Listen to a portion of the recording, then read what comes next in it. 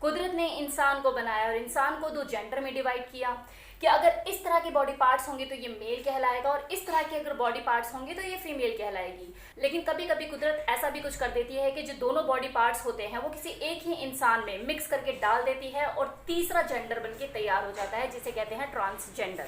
अब ये जो वर्ड है ट्रांसजेंडर, ये इंग्लिश में तो बहुत ही सोफिस्टिकेटेड सा लगता है और बहुत ही प्यारा सा लगता है। इंग्लिश और हिंदी में यही एक सबसे बड़ा फर्क है, जब हम इंग्लिश में किसी चीज को बोलते हैं तो बहुत इज्जतदार हो जाता है, लाइक ट्रांसजेंडर। लेकिन जब इसे हम हिंदी में बोलते हैं, आई मीन हीजड़ा, तो एक पिक्चर निकल के सामने आती है हमारी आंखों के सामने कि वो जिससे हम नफरत करते हैं, वो जिसका हम मजाक उड़ाते हैं, जिससे हम डर के दूर भागते हैं और ऐसा भी सोचते हैं कि यार अगर इसने मुझे छू लिया तो मुझे नहाना पड़ जाएगा।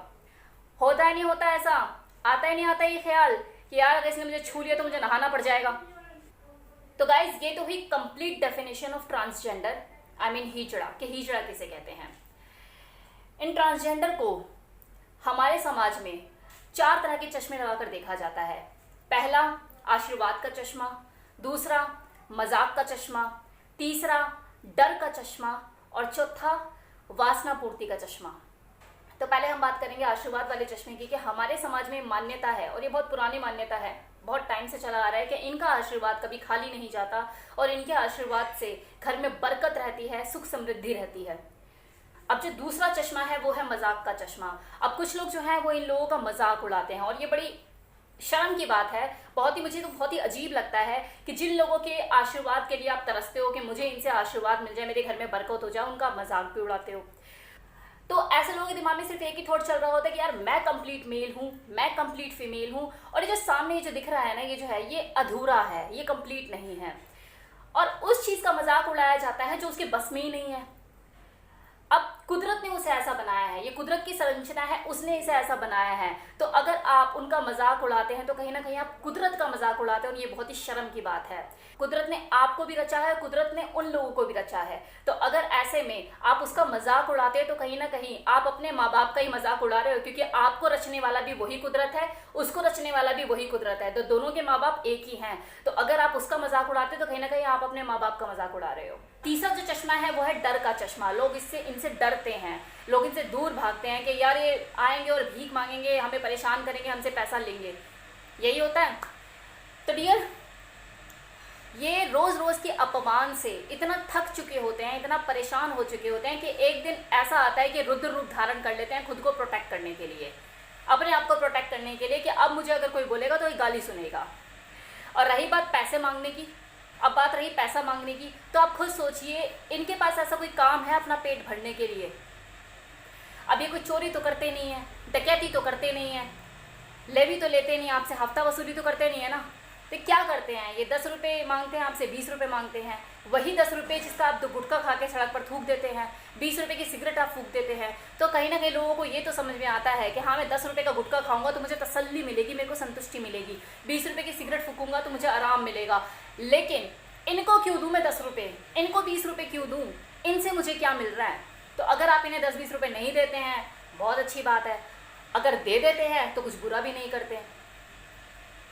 जाने के बाद कुछ लोग उनके पीठ पीछे 20 तरह की उल्टी सीधी बातें करते हैं, नहीं करते हैं कि यार इन्होंने धंधा बना रखा है, भीख मांगने आ जाते हैं, कुछ और काम क्यों नहीं करते? बोलते हैं नहीं बोलते हैं? बोलते हैं। तो डियर, आप खुद सोचिए हमारे समाज ने क्या इनको ऐसा कुछ अपॉर्चुनिटी, कुछ ऐसा अल्टरनेट दिया हुआ है कि आप ये काम मत करो, ये करो? अगर आपके ही ऑफिस में कोई ट्रांसजेंडर आ जाए आपके साथ काम करने के लिए, तो क्या आप एक्सेप्ट करेंगे? लंच टाइम में लंच करेंगे उसके साथ, अपना टिफिन शेयर करेंगे उसके साथ? तो क्यों बोलते हैं कि आप कोई और काम क्यों नहीं करते? क्योंकि जहाँ भी काम करने के लिए जाएंगे वहाँ पे कुछ लोग होंगे जो इनका तिरस्कार करेंगे। तो चौथा जो चश्मा है वो है वासना का चश्मा, कि इन लोगों को वासना पूर्ति के लिए भी देखा जाता है। और ये बहुत ही दुख की बात है कि डरने के बावजूद, मजाक उड़ाने के बावजूद, नफरत करने के बावजूद इनको अगर देखा जाता है तो वासना की पूर्ति से भी देखा जाता है। हमारे समाज में बहुत सारे ऐसे लोग हैं जिनका खास अट्रैक्शन होता है इन ट्रांसजेंडर की तरफ। 2 तरह से वासना की पूर्ति की जाती है इनसे, एक तो इनके साथ इन्वॉल्व होकर, सेक्सुअली इन्वॉल्व होकर, फिजिकली, और दूसरा कि इनके बारे में जानकर पॉर्न साइट पे जाकर ट्रांसजेंडर से रिलेटेड जो वीडियोस भरी पड़ी हैं उनको देखकर वासना की पूर्ति की जाती है। ये बहुत ही अजीब सी बात है, जिन्हें आप छुआछूत की बीमारी समझते हैं कि भैया हाथ लगे तो मुझे नहाना पड़ जाएगा, या फिर नफरत करते हैं जिन लोगों से, उनसे आप कहीं ना कहीं सेक्सुअली इन्वॉल्व भी होना चाहते हैं। अजीब नहीं है? अब देखा जाए तो कहीं ना कहीं जो ट्रांसजेंडर होते हैं, जो हिजड़े होते हैं, ये भी अपनी इस दुर्दशा के लिए रिस्पॉन्सिबल होते हैं, क्योंकि ये बात बात पर एक बात बोलते हैं कि मैं घाघरा उठा दूंगी, मैं घाघरा उठा दूंगी। मतलब इनकी कोई डिमांड पूरी नहीं हो रही है तो एकदम से बोलते हैं कि मैं घाघरा उठा दूंगी। अब जो लोग जो थोड़ा सा उत्सुक होते हैं, इनकी तरफ अट्रैक्शन जिनका होता है, अब वो सोचते हैं कि यार चोली के नीचे क्या है ये तो सबको पता है, अब ये घाघरे के नीचे क्या है ये देखना है कि घाघरे के नीचे क्या है इनके।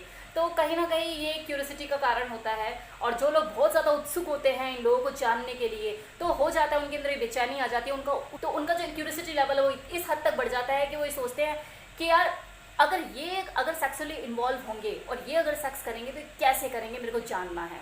कि जो बॉडी की संरचना होती है वो थोड़ी सी डिफरेंट होती है। जैसे कि एक मेल का कंफर्म होता है, अगर कोई मेल है तो ये कंफर्म है कि इसकी बॉडी में, इसके जेनिटल में ये चीज़ें होंगी। इसी तरह से फीमेल होती है, उसका भी पता होता है कि अरे अगर फीमेल है तो इसकी बॉडी में ये चीज़ें होंगी। लेकिन जो ट्रांसजेंडर होते हैं इनकी बॉडी को डिफाइन करना थोड़ा सा मुश्किल होता है। कुछ जो ट्रांसजेंडर होते हैं उसमें मैनली हार्मोन ज़्यादा होते हैं, तो उनका जो डील डॉल जो पूरा व्यक्तित्व होता है पूरा मर्दाना होता है, उनको दाढ़ी मूछ सब आते हैं, शरीर पे बाल होते हैं। लेकिन उनके जेनिटल्स की बात करें तो वो वैसा नहीं होता जैसे एक आम इंसान का होता है। वो उनका जो ऑर्गन होता है वो इस लेवल पे नहीं होता कि वो चीज़ों को परफॉर्म कर सके। वहीं दूसरी ओर कुछ जो ट्रांसजेंडर होते हैं उसमें फीमेल हार्मोन ज़्यादा होते हैं। वो ऊपर से बिल्कुल फीमेल होगी, बहुत ही खूबसूरत होगी, लेकिन अगर उनके जेनिटल की बात करें तो वो पूरा मर्दाना होगा। तो इस तरह के जो ट्रांसजेंडर होते हैं इन्हें शीमेल भी कहा जाता है, और ये बहुत ही ज़्यादा अट्रैक्टिव होती हैं। जितने भी लोग जो ट्रांसजेंडर के शौकीन होते हैं उनमें ये बहुत ज़्यादा फेमस होती है। और जब ये देह व्यापार पर उतरती हैं तो इनकी जो प्राइस है वो एक नॉर्मल जो कॉल गर्ल होती है उससे कहीं ज़्यादा हाई होती है, क्योंकि ये मेल और फीमेल दोनों की कैटेगरी में फिट हो जाती है। क्योंकि इन्हें लेना भी होता है और इन्हें देना भी होता है, तो ये झुक भी जाती हैं और झुका भी देती हैं।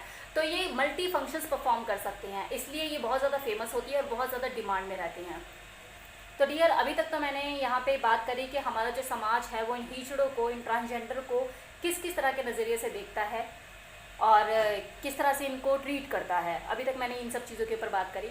अब हम बात करेंगे हिजड़ों के बारे में, क्योंकि जो ट्रांसजेंडर हैं ये अपनी इस दुर्दशा के कहीं ना कहीं खुद भी जिम्मेदार होते हैं। कैसे, अब इसके ऊपर बात करेंगे। बहुत सारे लोग ऐसे होते हैं जो अपनी ग्रोइंग एज में, जिनको ये पता लग जाता है कि हाँ मेरे साथ कुछ दिक्कतें हैं और मैं कुछ अनकॉमन सा हूँ, और जब वो इस चीज़ को जान लेते हैं तो वो फाइट करने की बजाय उन्हीं लोगों के साथ जाके शामिल हो जाते हैं और तालियां बजाना शुरू कर देते हैं, ढोल पीटना शुरू कर देते हैं। ऊपर वाले ने उसे जैसा बनाया सो बनाया, लेकिन वो माइंड से भी खुद को हिजड़ा ही समझ लेते हैं, वो मन से भी अपने आप को हिजड़ा ही मान लेते हैं, और वो फाइट करने की बजाय, स्ट्रगल करने की बजाय, अपने लिए लड़ने की बजाय उन्हीं लोगों में जाके शामिल हो जाते हैं और तालियां बजाना शुरू कर देते हैं, ढोल पीटना शुरू कर देते हैं, और बोलते हैं कि भैया भगवान ने तो मुझे ढोल पीटने के लिए भेजा है, तालियां बजाने के लिए भेजा है कि भैया तालियां बजाओ, ढोल पीटो और पैसा कमाओ। वो भगवान को कोसना शुरू करते हैं, लोगों को कोसना शुरू करते हैं, खुद रोना शुरू करते हैं, ज़िंदगी भर रोते रहते हैं कि यार मेरे साथ तो ऐसा हो गया, मैं और लोगों जैसा नहीं हूँ। तो कहीं ना कहीं वो एक तरह से ना अपने कंफर्ट जोन में से निकलना ही नहीं चाहते, जबकि वो चाहें तो निकल सकते हैं। लेकिन ये लोग जो इतनी बड़ी बड़ी दलीलें देते हैं, जो दुनिया को कोसते हैं, ऊपर वाले को कोसते हैं, वो इसलिए नहीं कोसते कि उन्हें इन चीज़ों से निकलना है, उन्हें कोई रास्ता नहीं मिल रहा, बल्कि वो इसलिए कोसते हैं क्योंकि वो निकलना नहीं चाहते, वो फाइट नहीं करना चाहते, वो कंफर्ट जोन में आ जाते हैं और अपने आप को सही साबित करने के लिए दुनिया को बोलते फिरते हैं कि भैया मैं तो ऐसा ही हूँ, मेरे पास तो और कोई चारा ही नहीं है, मेरे को तो ढोल ही पीटना होगा, मुझे तालियां ही बजानी होगी, यही एक मेरे पास साधन है अपनी रोजी रोटी का। और ये मैं इतने दावे से इसलिए कह पा रही हूँ क्योंकि समाज में एग्जाम्पल भरे पड़े हैं जिन्होंने स्ट्रगल किया, फाइट किया, और समाज में, इसी समाज में जिसमें वो भी रहते हैं, एक अच्छा मुकाम हासिल करा। फॉर एग्जाम्पल गौरी सावंत, ये एक ट्रांसजेंडर है, अपना एनजीओ चलाती हैं, बहुत ही स्ट्रगल भरा उनका जीवन था, लेकिन इन्होंने हार नहीं मानी और अपने ही ट्रांसजेंडर लोगों के लिए एक एनजीओ बनाया और बहुत सक्सेसफुली इसे रन कर रही हैं। शबनम मौसी, she is also kinnar, MLA हैं छत्तीसगढ़ से, 3 बार एमएलए रह चुकी हैं। बॉबी डार्लिंग, ये तो किसी पहचान की मोहताज ही नहीं है, बॉलीवुड में इन्होंने मुकाम हासिल करा, शी इज़ ट्रांसजेंडर।